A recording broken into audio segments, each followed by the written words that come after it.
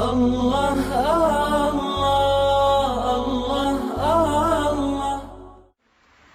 عقل کا اپنا کام ہے اور دائرہ کار ہے، اور عشق کا اپنا دائرہ کار ہے۔ عبادت میں عشق کام آتا ہے۔ عقل کو افکار سے فرصت نہیں، عشق پر اعمال کی بنیاد رکھ۔ عقل عیار ہے، 100 بھیس بنا لیتی ہے، عشق بیچارہ نہ ملا ہے نہ واعظ نہ خطیب۔ عجیب بات ہے کہ انسان کے جسم کے ہر عضو کا اپنا کام ہے۔ آنکھ کا کام دیکھنا، زبان کا کام بولنا، کان کا کام سننا، دماغ کا سوچنا، اور دل کا کام ہے محبت کرنا۔ ہر انسان کا دل محبت کرتا ہے۔ فرق اتنا ہے کہ یا تو خالق سے محبت ہوگی، اور اگر نہیں تو پھر مخلوق کی محبت ضرور ہوگی۔ دل بحر محبت ہے، محبت یہ کرے گا، لاکھ اس کو بچا تو یہ کسی پر تو مرے گا۔ پتھر سے ہو، خدا سے ہو، یا پھر کسی سے ہو، آتا نہیں ہے چین محبت کیے بغیر۔ دنیا کے ہر انسان کو اس محبت سے واسطہ پڑتا ہے، مگر فرق ہوتا ہے شریعت کے مطابق ہے تو یہ اللہ کی محبت کہلائے گی۔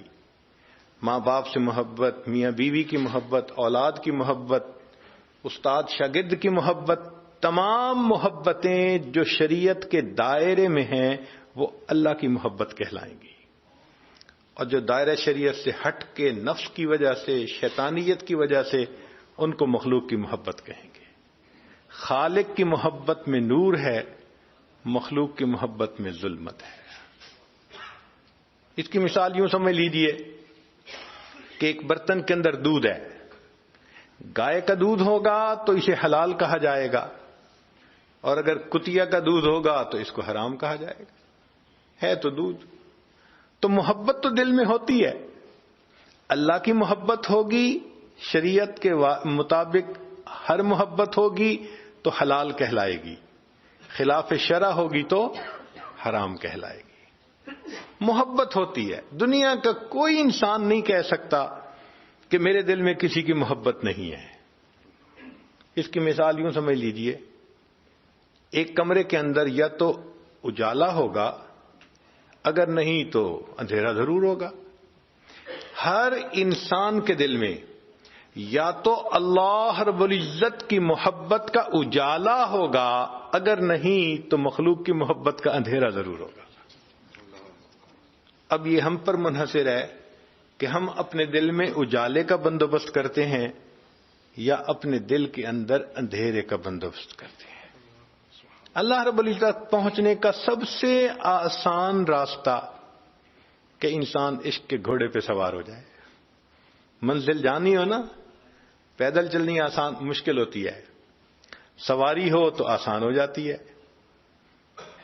آپ دیکھیں کہ ایک بندے کو مشرق سے مغرب جانا ہو اور پیدل چلے تو میرا خیال ہے سالوں کے بعد بھی نہیں پہنچ سکے گا، اور ہوائی جہاز پہ سوار ہو جائے تو سبحان اللہ ایک دن کے اندر اندر پہنچ جائے گا۔ عشق خدا اس ہوائی جہاز کی مانند ہے، جو اس پہ سوار ہو جاتا ہے نا اور اپنے دل میں اللہ کی محبت کو بھر لیتا ہے، الحمدللہ اللہ کے ساتھ اس کا وصل آسان ہوتا ہے۔ عشق کی ایک جست نے طے کر دیا قصہ تمام۔ کیا علامہ اقبال نے اچھا شعر لکھا۔ عشق کی ایک چھلانگ نے سارا قصہ ہی تمام کر دیا۔